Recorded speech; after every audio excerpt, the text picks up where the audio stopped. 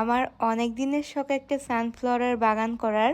এবছর যখন আমি আমার কলেজে সানফ্লাওয়ারের বাগান দেখলাম, আমার ইচ্ছাটা আরো বহুগুণে বেড়ে গেল।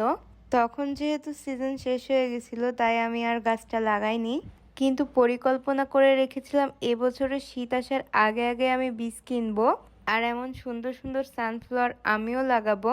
লোকাল নার্সারিতে আমি বীজ খুঁজতে গেছিলাম, কিন্তু সেখানে পাইনি।